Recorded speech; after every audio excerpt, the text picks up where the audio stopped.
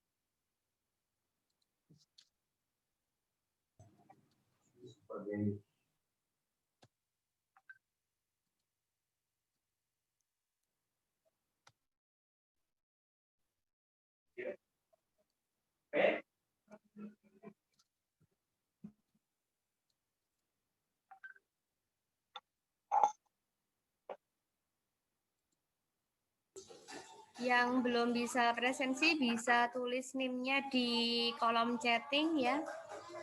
Silahkan. Nanti saya bantu input dari sini.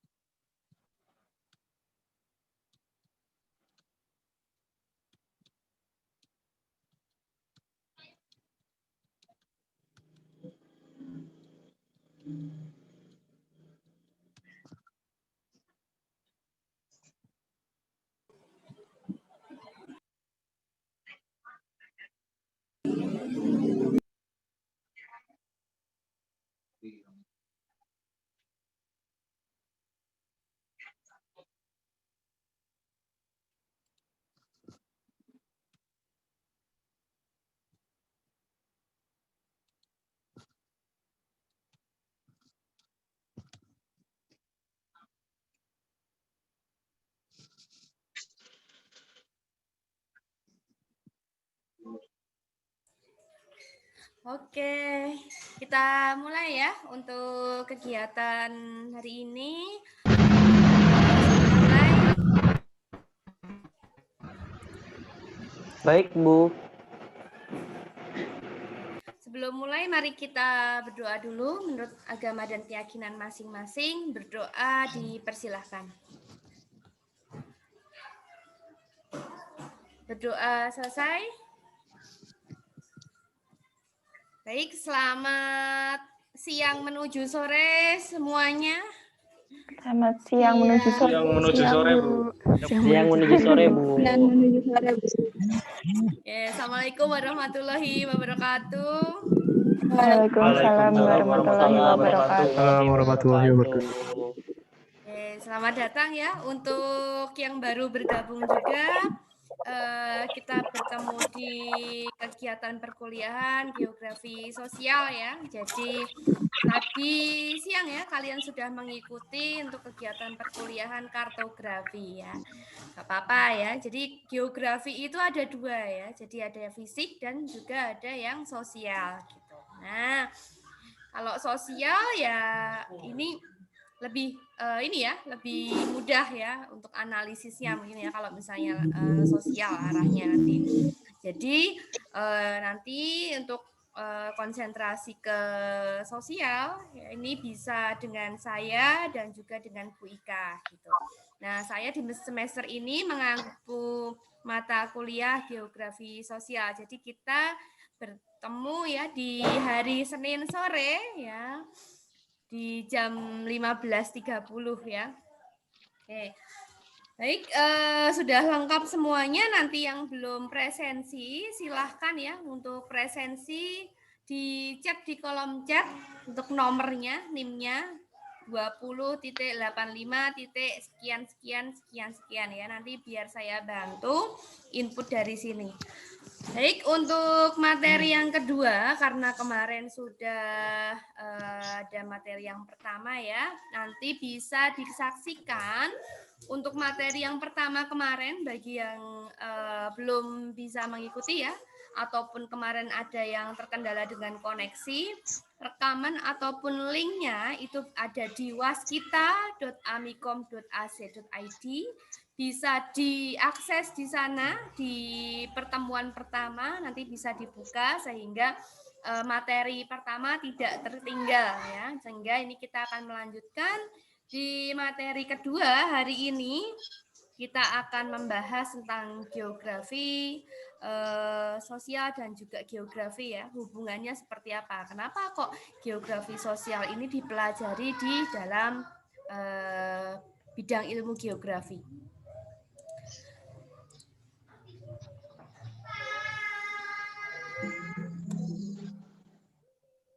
Oke, ini share saya sudah kelihatan dari sana ya. Sudah, Bu. Baik, langsung saja untuk kita masuk ke materi. Kita masuk ke materi yang kedua di dalam geografi sosial nanti. Kita ada 7 materi ya sebelum UTS, sehingga ini totalnya ada 14 kali tatap muka, 1 kali UTS, dan 1 kali UAS. Nah, baik, untuk pertemuan yang kedua ini kita akan berbicara tentang geografi dengan geografi sosial. Nah, kemarin sudah kita bahas pengertian dari geografi itu apa, berasal dari kata geo dan juga geografien ya, yang artinya geo itu adalah bumi, earth, dan grafien adalah mendeskripsikan atau mencitrakan. Jadi, geografi itu ilmu yang mempelajari ataupun menggambarkan apa-apa yang ada di bumi. Ya. Nah, dari bidang ilmu geografi itu kita mengenal 3 pendekatan. Ada pendekatan keruangan, pendekatan ekologika, dan pendekatan kompleks wilayah. Nah, sehingga dari geografi ini ya, kita akan mengenal geografi ini ada geografi fisik ya, seperti saya bilang tadi ada geografi fisik dan juga ada geografi sosial. Nah, jadi ini ya ada 2 bidang, ya, ada 2 bagian besar di dalam geografi. Nah, dari segi dan unsur sosial ini di sini memberikan corak pada lingkungan nah lingkungan kita, lalu ada pola sebaran, misalnya pola sebaran permukiman, ya, pola sebaran apalagi fasilitas umum. Nah ini jadi kita lihat ya ada pola sebaran, ada sebaran yang linier, ada pola sebaran yang istilahnya memang tersebar ya, di istilahnya merata ya. Ada yang pola sebarannya itu mengelompok ya. Nah, itu. Lalu sehingga geografi sosial ini itu berkontribusi dalam memberikan gambaran secara geografis tentang suatu tempat tertentu di permukaan bumi. Nah, jadi ini dari segi dan unsur sosialnya. Nah, banyak tempat yang berubah ya menjadi kawasan seperti kawasan budidaya ini karena campur tangan manusia. Misalnya di lereng-lereng pegunungan ya, misalnya di gunung berubah ya tadinya ada unsur sosialnya ya, unsur fisiknya ini berubah ya menjadi unsur sosial karena adanya istilahnya persawahan di situ ya. Istilahnya seperti dirubah menjadi terasiring untuk bercocok tanam. Nah ini sehingga ini banyak tempat berubah ya menjadi kawasan budidaya ini karena campur tangan manusia. Lalu manusia ini merupakan faktor potensi yang penting dalam lingkungan yang dapat merubah muka bumi. Jadi kenampakan muka bumi ini banyak dirubah ya oleh manusia itu sendiri berdasarkan mungkin dari kegiatan mata pencahariannya ya ataupun kegiatan perekonomiannya. Nah ini banyak sekali ya.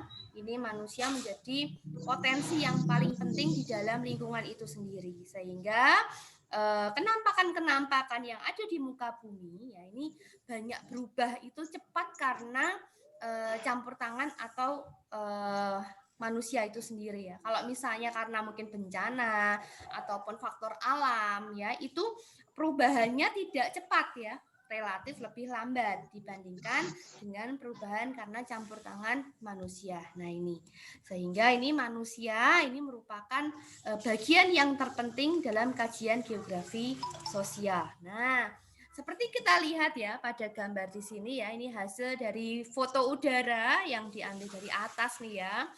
Waktu ini belum ada drone seperti sekarang ya. Kalau sekarang udah ada drone ya, sehingga ini diterbangkan saja drone-nya kita bisa meliput ya berbagai macam gambar. Ini kalau tampak seperti ini ya, ini biasanya menggunakan helikopter ya dengan kamera depan karena istilahnya pengambilan gambarnya ini dari arah sini ya ke depan sana ya. Jadi ini kita bisa lihat ya ini pengambilan gambar ya dengan foto udara yang ada ininya ya dari mungkin perangkatnya dari helikopter yang sedang terbang ya.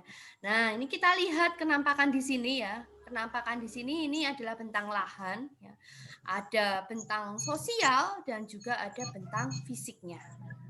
Secara langsung kita bisa lihat ini ada bentang fisiknya berupa ini sungai yang dimanfaatkan oleh manusia untuk irigasi ya. Yang ada di sini adalah kenampakan dari sawah ya. Ini merupakan bentukan budidaya manusia ya dari segi pertanian atau sektor pertanian berhubungan dengan mata pencaharian masyarakat yang ada di sana. Nah, di sekitar sini ini juga ada ya, polanya adalah linier memanjang sepanjang jalan, itu adalah permukiman ya, permukiman penduduk ya. Kita bisa lihat ya, ini adalah permukiman penduduk ya. Nah, ini aksesnya berupa jalan ya. Lalu di sini di belakang dari permukiman itu sendiri ini terdapat juga lahan pertanian juga. Nah, lalu ini apa ya? Kira-kira apa? Ada yang bisa jawab ini apa? Kenampakan apa di sini? Kok beda ya dengan yang ini tadi ya? Apa Pabrik. itu? Pabrik ya. Oke. Kok bisa diinterpretasikan sebagai pabrik? Kenapa ini? Jauh dari pemukiman.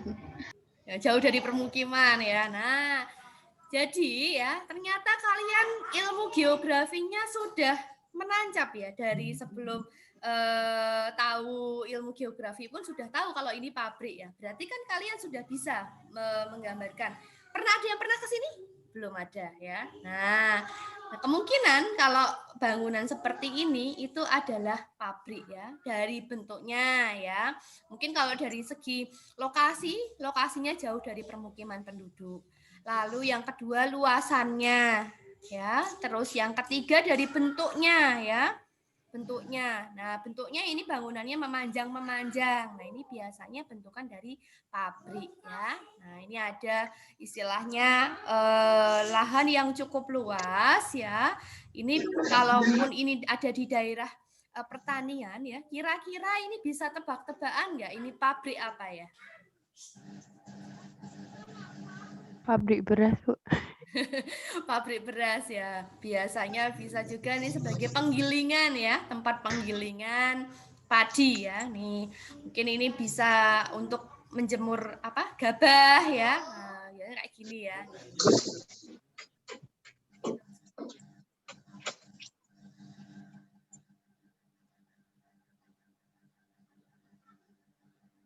Oke, baik.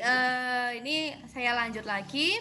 Jadi ini bentukan seperti ini berbeda ya dari segi kenampakannya. Nah, ini bisa diinterpretasikan sebagai pabrik. Nah, lalu ini adalah bentang lahan yang berbeda. Nah, ini sekarang yang tadi ya, itu tentunya itu ada di penampakan ya, muka bumi dengan geomorfologinya ataupun bentukan lahannya itu daratan ya. Jadi landai ya, daratan ya, dataran ya. Jadi kalau ini merupakan perbukitan, jadi berbeda ya dari bentukan geomorfologinya ini sudah berbeda.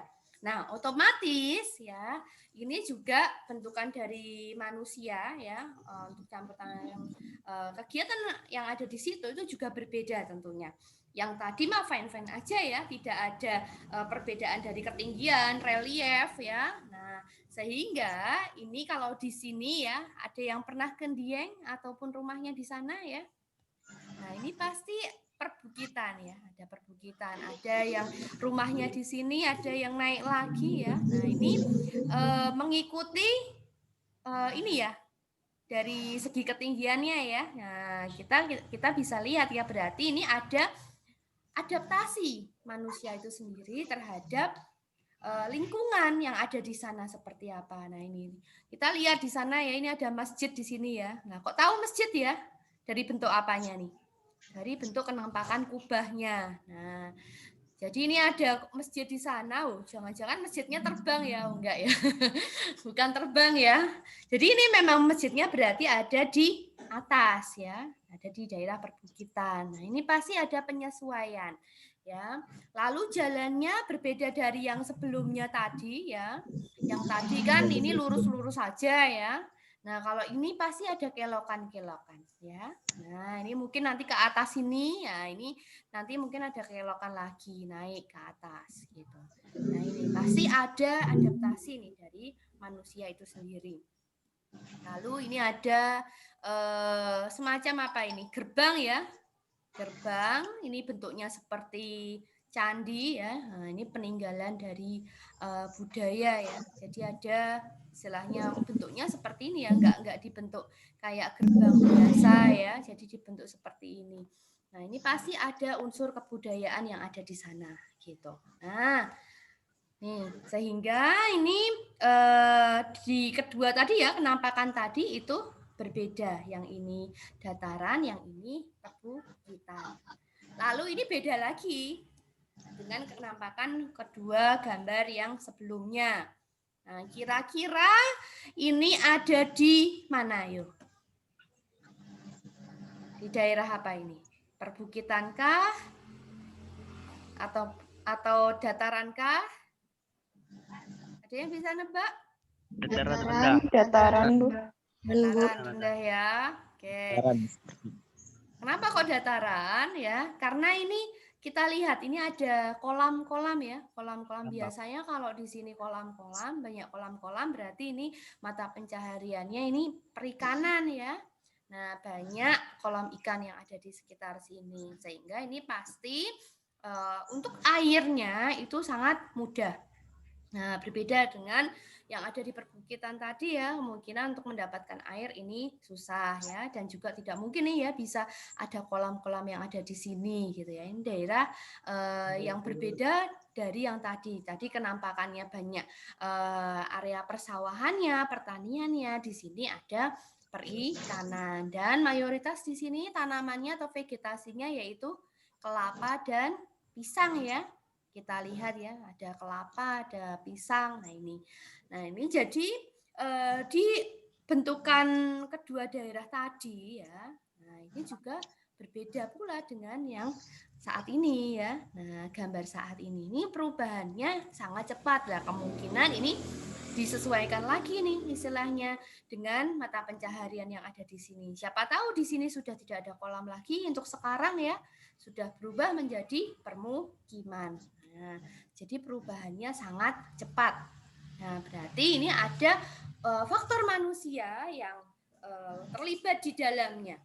Nah, sehingga ini untuk studi dalam bidang geografi sosial ini memiliki perubahan yang sangat cepat. Nah, kita bisa lihat akan kita cek ya perkembangan geografi sosial itu dari dulu ya sampai dengan sekarang itu seperti apa gitu ya.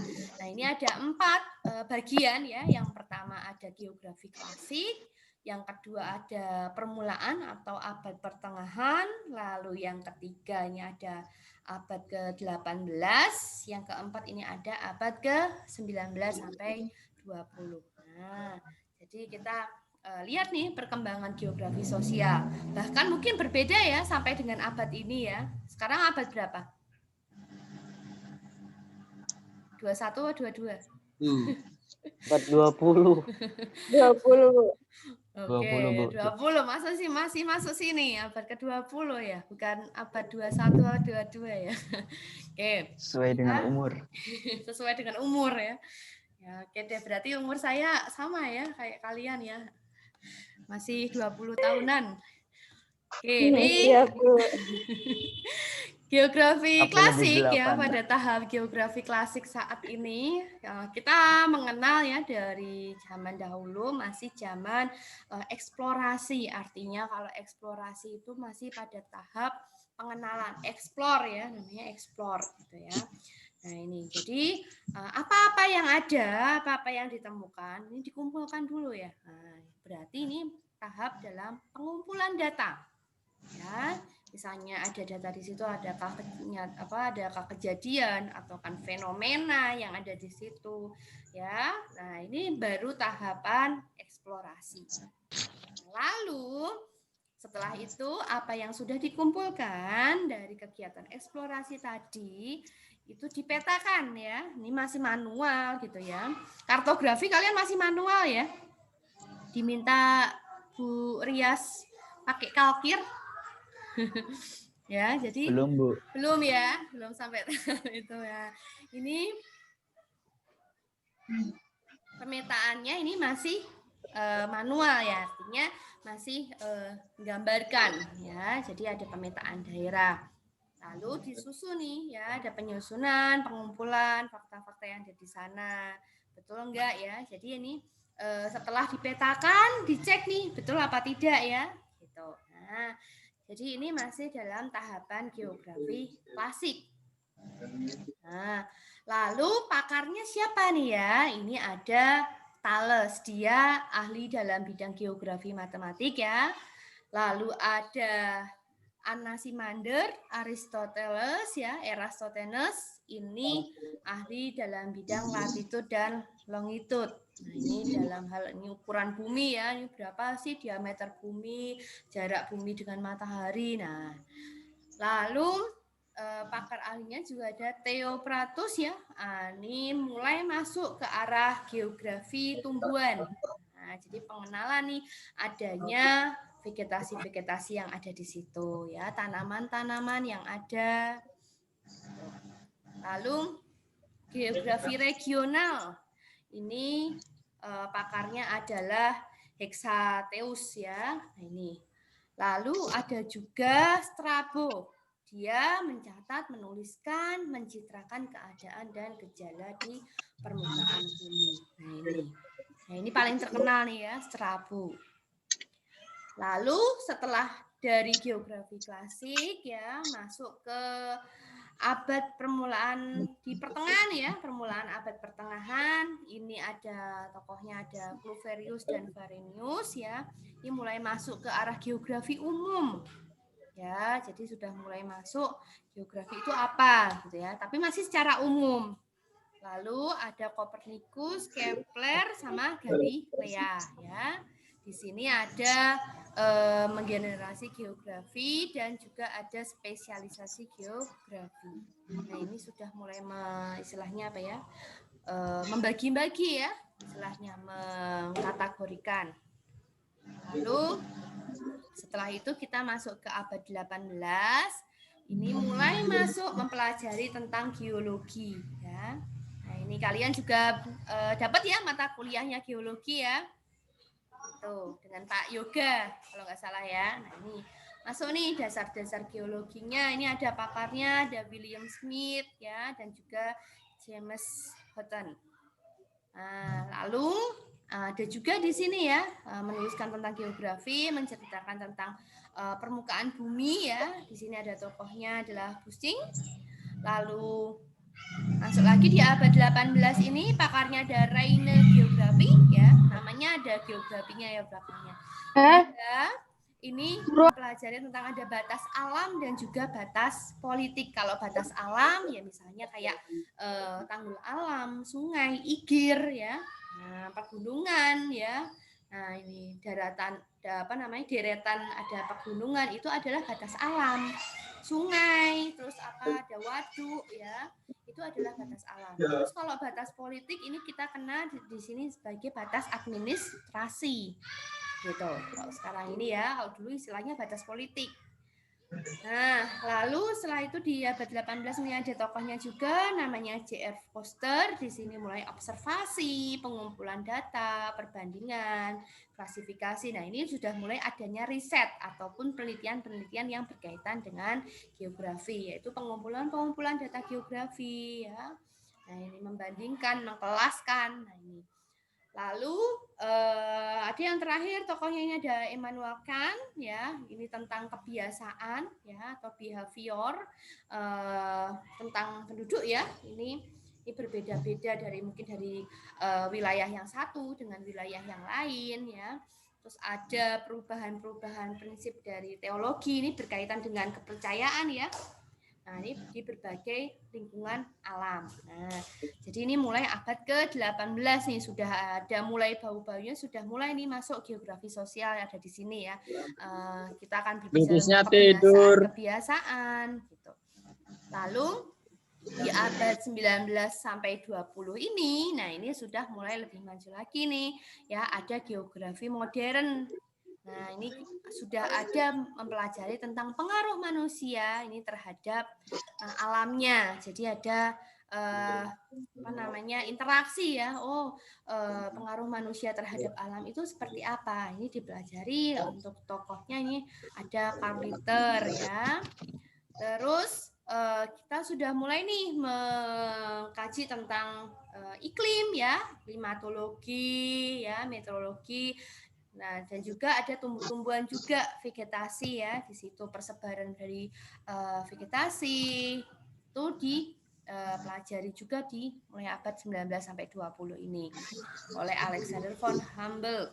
Nah, lalu oleh Friedrich Russell ini juga mempelajari tentang bumi sebagai organisme hidup ya, tentang apa-apa yang ada di situ, di wilayah situ. Ini ada apa saja.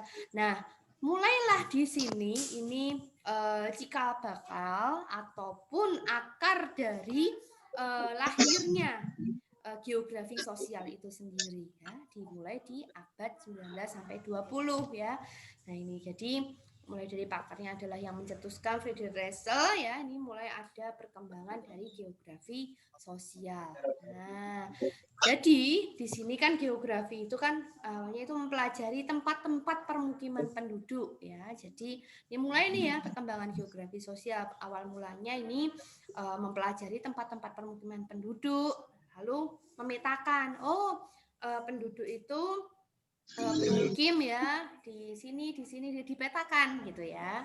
Nah, antar satu dengan penduduk yang lain gitu ya. Ini permukimannya apakah saling berdekatan ya, apakah berjauhan, nah, gitu ya. Jadi apakah mengelompok, apakah ada mata air yang ada di situ. Nah, ini kan. Jadi mulai nih mempelajari tempat-tempat bermukim penduduk ya, terus dipetakan di situ. Terus yang kedua ini ada menerangkan sebab perpindahan penduduk ataupun juga migrasi ya, perpindahan.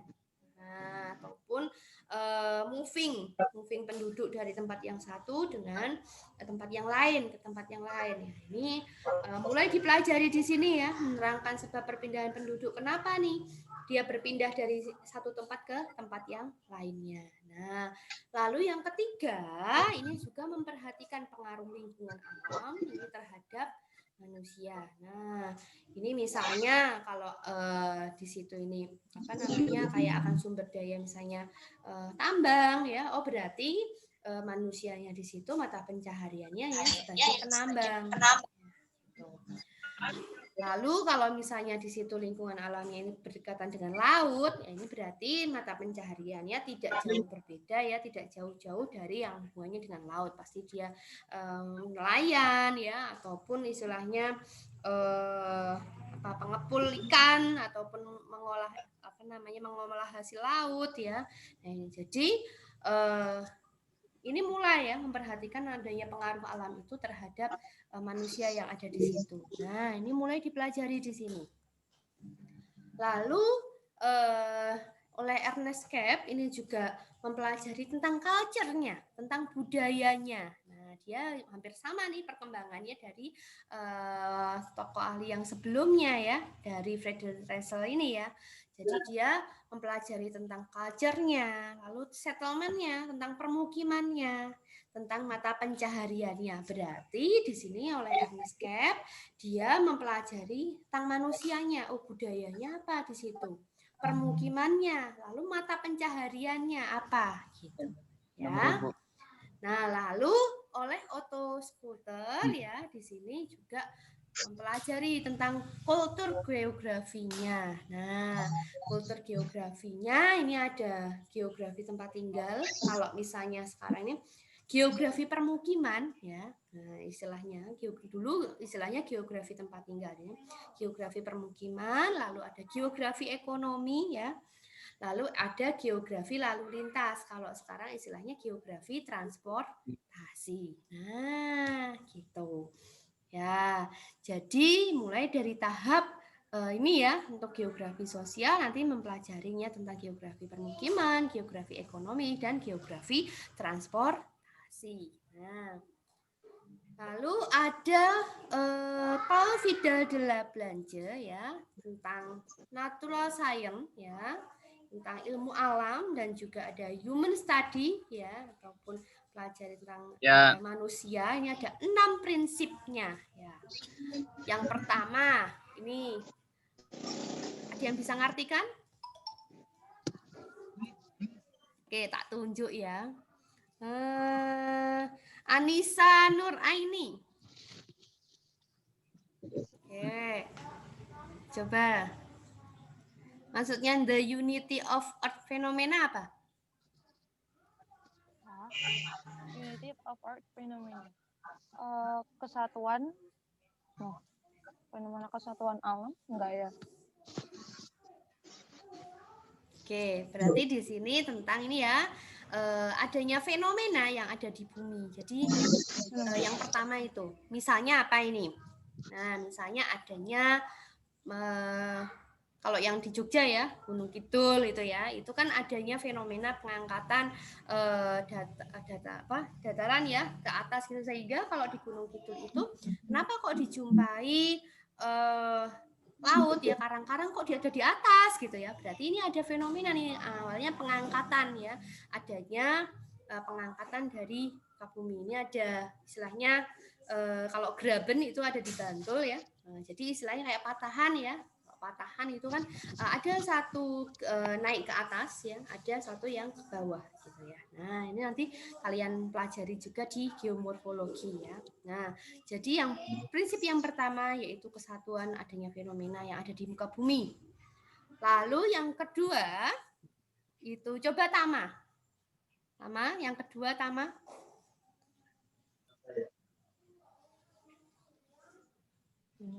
Kombinasi Suaranya. variabel. Gimana? Kombinasi variabel dan modifikasi fenomena. Oke, jadi adanya kombinasi-kombinasi ya, berbagai variabel dan juga adanya fenomena-fenomena yang terjadi di situ ya. Jadi istilahnya mungkin fenomena yang satu dengan yang lainnya ya. Jadi ada berbagai macam variabel ya yang ada di situ. Ya, ini kesatuan ya. Ini jadi suatu ekosistem yang bentuknya adalah kompak ya. Lalu yang ketiga, siapa lagi ya? Aku tunjuk Dian. Yang ketiga Dian.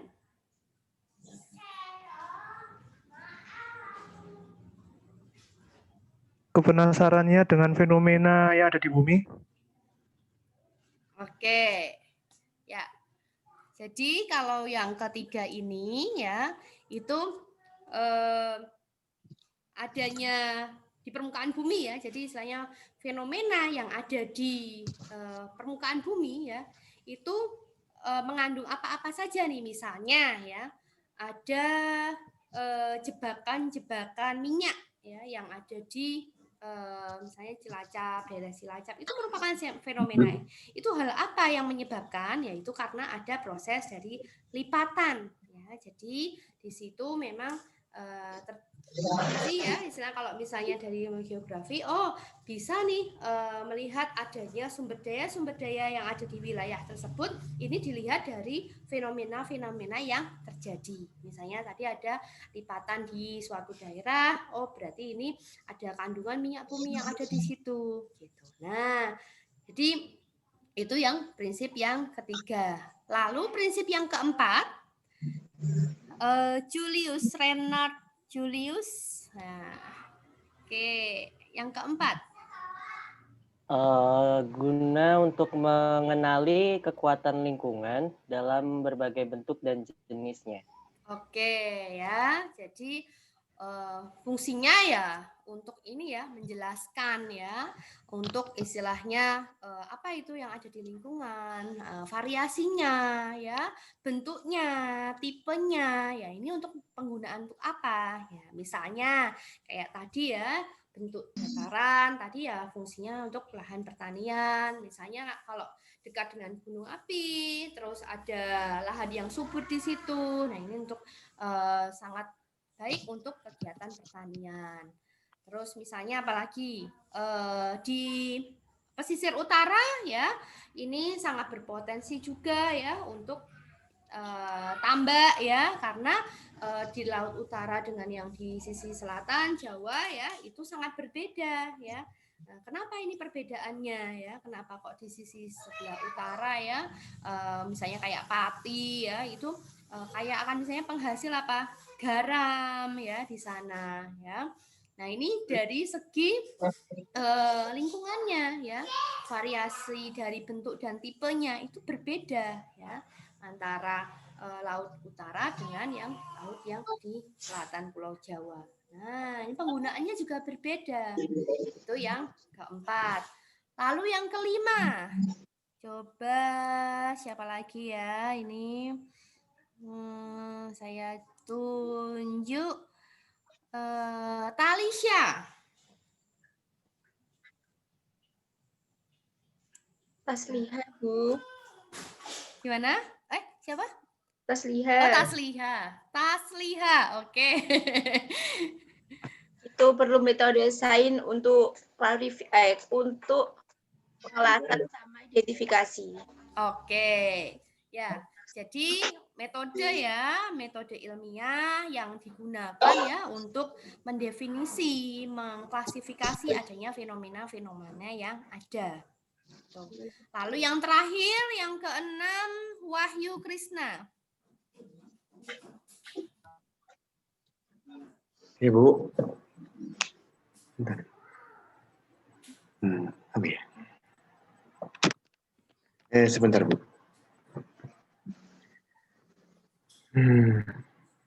Ya, rekognisi.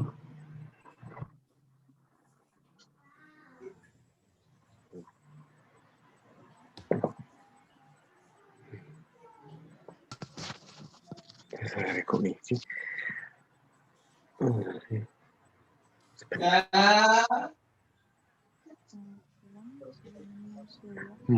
Nama ini rekognisi. Ya, the recognition of the great part. Ya, misalnya apa ya? Rekognisi.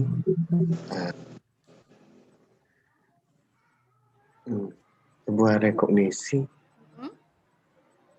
Rekognisi. Fungsi dalam bagian besar manusia untuk memodifikasi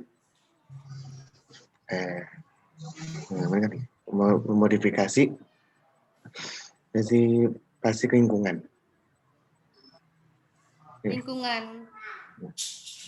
Oke. Ada yang bisa bantu mungkin dari Rama. Oh ya, Rama ya panggilannya. Bintang, Bu, bintang. Bintang, oke. Ya, wes Bintang.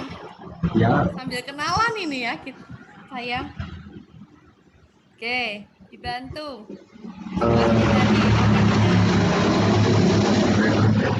Pengakuan atas sebagian besar manusia yang memodifikasi lingkungan dasar.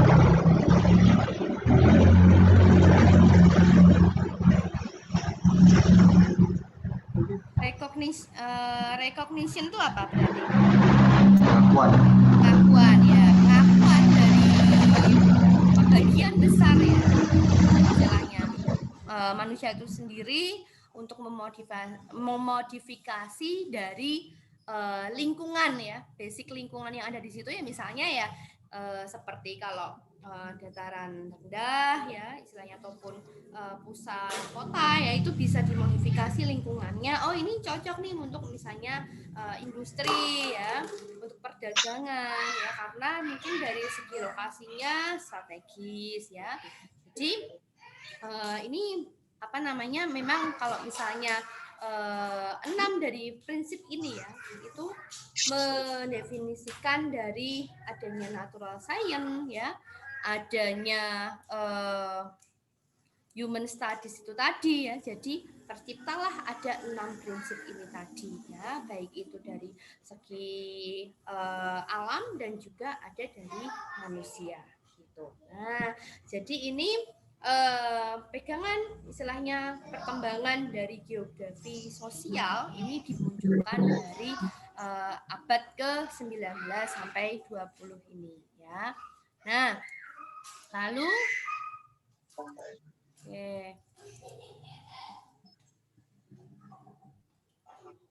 lalu untuk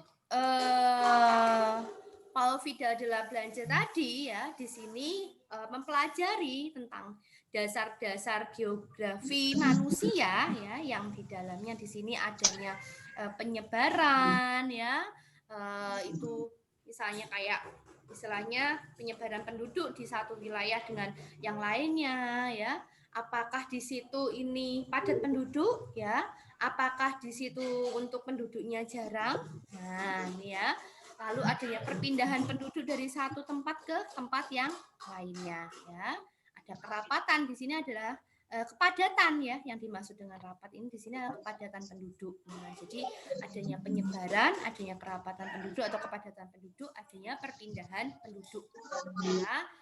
Lalu yang kedua, ini bagaimana ya memajukan suatu daerah tersebut dilihat dari potensi-potensi alamnya. Gitu.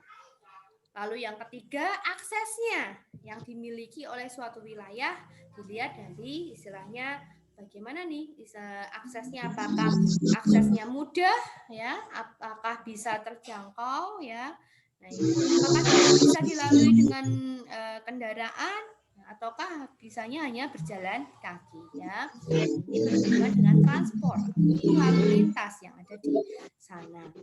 Lalu Jane Brunses nih tentang human geography ya, tentang geografi manusia, ini juga pelajari tentang adanya pola permukiman penduduk itu sendiri, baik itu dari segi bentuk rumahnya, apakah itu di desa ya, apakah itu di kota.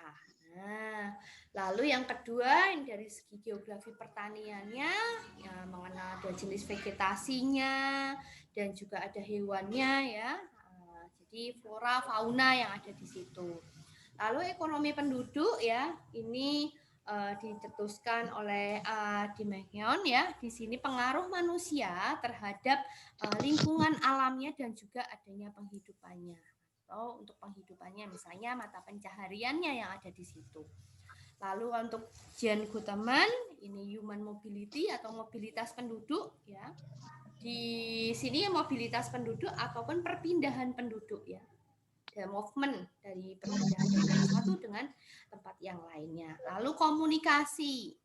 Nih, sudah mulai berkembang ya, komunikasi, lalu lokasi, industri dan juga kerapatan atau kepadatan penduduknya. Nah, ini mulai perkembangan dari geografi sosial yang ada di sini. Nah, mengapa geografi itu penting ya untuk dipelajari, geografi sosial itu sendiri lah, karena di sini kajian geografi sosial di sini ya, itu yang paling penting di sini adalah lebih menekankan terhadap adanya kegiatan manusia. Jadi garis bawah ya, ini saya bold ya, kegiatan manusia sebagai aspek pokoknya ya, sehingga ini tidak dapat dilepaskan ataupun dipisahkan dari aspek lingkungan hidup. Nah, contohnya saja ya, ketika kita ada bertempat tinggal di mana ya, pasti kan kita menyesuaikan atau beradaptasi dengan lingkungannya gitu. Nah, ini jadi untuk kegiatan manusia itu aspeknya, aspek pokoknya ini tidak dapat dilepaskan dengan aspek lingkungan alam, sehingga ini saling terkait ataupun saling berinteraksi ataupun ada hubungan timbal balik ya. Nah, manusia di dalam geografi sosial ini merupakan pusat kajiannya, sehingga kita ketika mempelajari geografi sosial ini, pusat kajiannya ini adalah manusia sebagai pusat kajian dari geografi manusia itu sendiri. Nah, lalu alam ini merupakan tempat manusia melakukan segala aktivitasnya. Nah, sehingga ke depan ketika nanti materi ke depan kita harus tahu nih geografi sosial ini dari sudut pandang yang mana nih ya. Berarti kan kita harus mempelajari manusianya gitu ya. Jadi apa-apa kegiatan tentang geografi sosial ini pasti berhubungan dengan manusia karena manusianya sebagai pusat kajiannya. Gitu. Jadi kita manusia mempelajari manusia nih ya. Nah, makanya bisa disebut dengan geografi manusia. Kita akan mempelajari jumlah penduduknya, lalu kita akan mempelajari proyeksinya ke depan, kita mempelajari tentang demografinya, kelahiran, lalu kita mempelajari tentang migrasi penduduknya, ya, mata pencahariannya juga dari segi ekonominya, gitu. Nah, jadi kita nanti ke depan akan belajar tentang manusia sebagai pusat kajian dan alam merupakan tempat aktivitas manusia itu melakukan segala aktivitasnya atau kegiatan yang dilakukan ya kehidupannya. Nah itu. Nah, lalu geografi sosial pengertiannya menurut para ahli Basson di sini dia mengatakan bahwa suatu identifikasi daerah ya ataupun region yang ada di sini ya berdasarkan himpunan gejala sosial yang ada hubungannya dengan lingkungan secara keseluruhan. Itu menurut Basson. Lupa, di sini ada studi tentang pola dan proses sosial penduduk. Nah, ini berkaitan ya dalam ruang tertentu. Nah, studi tentang pola dan proses. Ada polanya, ada proses sosial penduduk dalam ruang tertentu. Lalu Bu Timer ini mengatakan bahwa studi ya atau pola ruangan yang ada hubungan fungsinya ya dengan kelompok masyarakat dalam konteks lingkungan sosial mereka, struktur internal dan juga eksternal dari kegiatan penduduk beserta berbagai jalur komunikasinya. Ini menurut Bu Timer. Lalu ada menurut Eilens sebagai analisis pola dan proses sosial yang timbul dari persebaran, keterjangkauan dari sumber daya yang langka. Nah, ini karena tiap-tiap wilayah itu memiliki sumber daya alam yang berbeda-beda. Itu. Ya. Lalu Jones di sini ilmu yang bertugas mengetahui pola-pola yang timbul dari kelompok masyarakat yang memanfaatkan ruang itu sendiri, mengetahui proses pembentukan dan proses perubahan pola-pola tersebut. Nah, lalu Bapak kita ya, Bapak Erwin Tarto ya, mengatakan bahwa geografi sosial ini adalah ilmu yang mempelajari hubungan dan pengaruh timbal balik antara penduduk dengan keadaan alam. Untuk apa? Ya, untuk kesejahteraannya gitu. Nah, jadi kalau manusia itu memanfaatkan alam, berarti ini adalah proses untuk mencukupi segala kebutuhannya. Ya, nah, ini dikatakan cukup kan berarti dikatakan ada kemakmuran dan juga kesejahteraan gitu, karena tercukupi kebutuhannya. Lalu menurut Nursi Sumatmaja, cabang geografi manusia, nah, makanya geografi sosial yang tidak lepas dari geografi manusia. Ini yang bidang studinya ini ada aspek keruangan, ya, karakteristik dari penduduk itu sendiri, lalu ada organisasi yang ada di situ ya, organisasi sosial, ada unsur kebudayaannya, ada culture-nya yang ada di masyarakat ya. Nah, itu.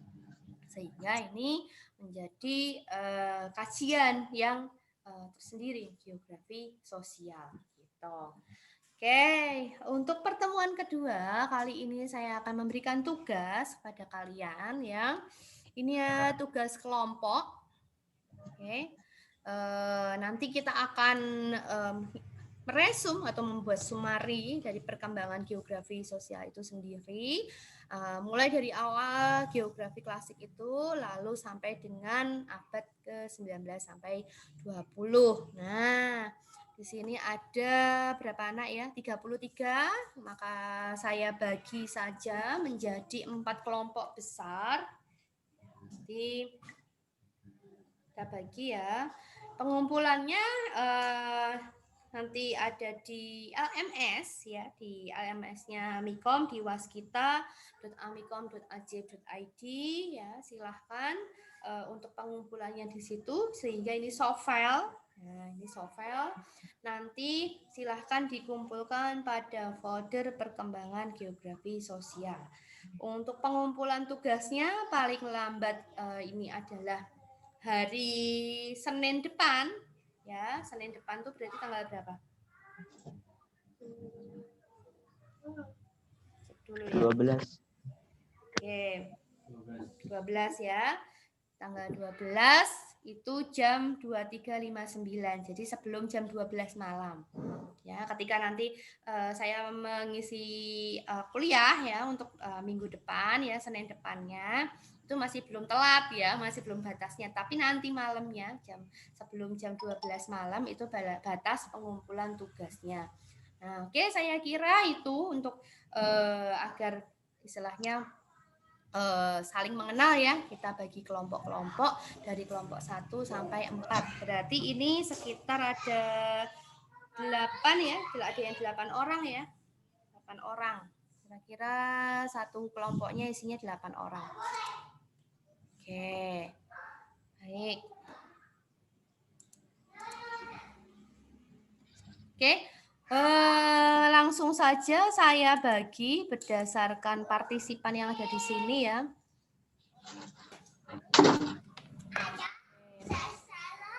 Panji Gangga. Yuk, tolong ambilin buku gue yuk. Panji Gangga satu kelompok ya dengan Putri Meilani, lalu Tama, M. Nur Cahyo, Alif Fatur, Anna Friska, Anissa Nur Aini, dan yang terakhir Dian Rizky. Itu ya, 8 orang ya. Ya, Panji Gangga, Putri Meilani, Tama, M. Nur Cahyo, Alif Fatur, Anna Friska, dan juga Dian Rizky. Oke. Oke, ya, 8 orang. Baik, itu kelompok 1. Tadi sampai mana nih? Sampai Dian Rizky ya. Lalu yang kedua ada Dunmanip M. Uropka, Endri Widya, Erwin,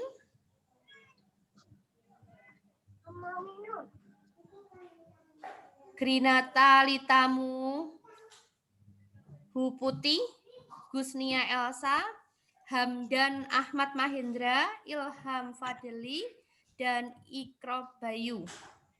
Itu kelompok 2 ya. Oke, lalu kelompok 3 ini ada Irnawati, lalu ada Ismi, ada Ivan Ardiansah, ada Muhammad Camdani, ada Muhammad R. Rizda, ada Pandu, ada Rangga Erik Kusuma, dan Reinhard Julianus Bernard. Oke, ini kelompok 3. 1, 2, 3, 4, 5, 6, 7, 8. Oke. Ya, nah sisanya ini ada Ridho, Rinawan Sendiko, sama Siti Meliani, Tasliha, Tita, Fani Sekar ya, sama Wahyu Krisna dan Yasi Rama. Yasya Rama. Bintang wes lah, saya manggilnya Bintang aja. Oke, Bintang ya terakhir ini di kelompok 4. Oke ya. Baik. Oke, sudah saya bagi untuk kelompoknya, 4 kelompok itu tadi. Ada pertanyaan? Untuk formatnya bebas ya, yang penting resume dari perkembangan geografi. Oke, silahkan. Resumnya nanti masuknya ke mana, Bu? Ke resum artikel apa resum tugas kuliah? Resum tugas kuliah di sini kan bukan artikel ya, jadi saya ingin lihat kan ada perkembangan dari geografi sosial ya, dimulai dari geografi klasik, permulaan abad pertengahan, abad 18, abad 19 sampai 20. Jadi sumarisnya di situ ya. Jadi nanti bentuknya adalah deskripsi ya, menceritakan pada tahap geografi klasik itu seperti apa gitu. Berarti modelnya hampir sama kayak makalah, Bu?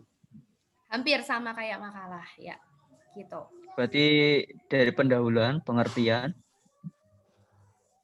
Oh, nggak usah. Jadi cuman ini aja, resumnya menceritakan langsung aja.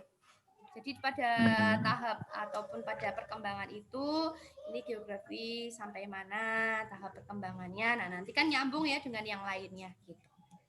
Oke. Berarti resumnya yang materi kemarin sama yang hari ini, Bu? Enggak, ini resumnya cuman yang ini tok. Resum dari perkembangan ini loh. Oke, saya buka lagi ya. Nah, ini aja. Nih loh. Kelompok 1 ini nanti membuat sumaris tentang pada perkembangan geografi sosial di zaman geografi klasik. Nah, lalu kelompok 2 ini nanti membuat sumaris perkembangan geografi sosial pada permulaan abad pertengahan. Terus yang kelompok 3 ini membuat sumaris perkembangan geografi sosial abad 18. Lalu yang kelompok 4 membuat sumaris perkembangan geografi sosial abad 19 sampai 20. Nah, tuh. Oke. Aku mau Boleh nanya. di screenshot. Oke, silahkan Tasliha. Kan itu pengumpulannya di LMS. Nah, itu perwakilan salah satu apa semuanya ngumpulin? Perwakilan saja salah satu, tapi kan ini nanti tugasnya kan karena kelompok, sehingga di dalam tugasnya cantumkan nama dan NIM anggota kelompoknya. Jadi 8 anggota kelompok tersebut ya itu ada di situ. Gitu. Jadi Iya, Bu. tapi yang mengumpulkan salah satu aja. Gitu. Kecuali kelompok 4 ya, kayaknya tadi lebih dari 8 orang. Oke, ada lagi?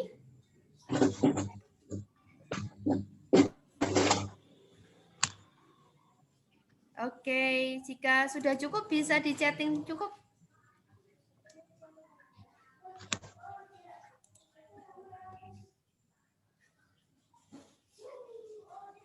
Diulang apa nih? Halo Ana. Pembagian kelompoknya.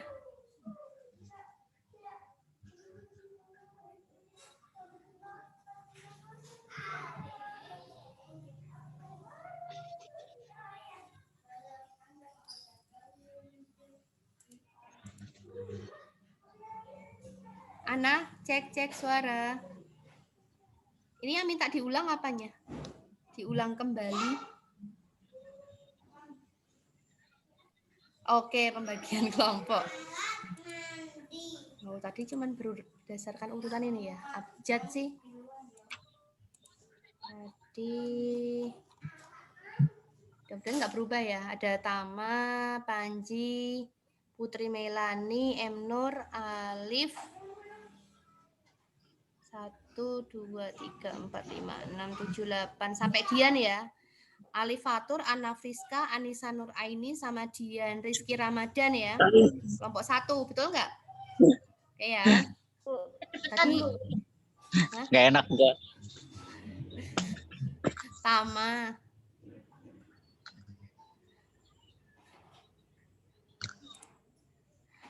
Ini siapa aja tadi? Ada yang udah nyatet?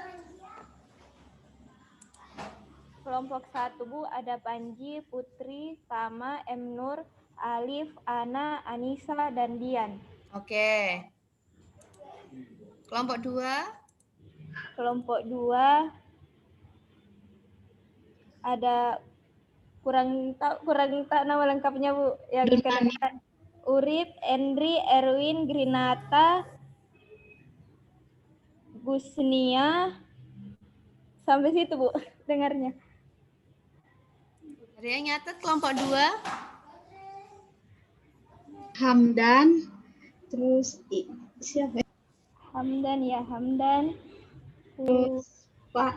Nama Ikro Bayu, Bu. Nah, Ikro Bayu. Oke. Ada ya 8 orang ya, kelompok 2. Terus kelompok 3? Kelompok 3, Irnawati, Ismi, Ivan, Muhammad Camdani, Muhammad Rizda, Pandu, Rangga, dan Reinhard. Oke. Kelompok 4?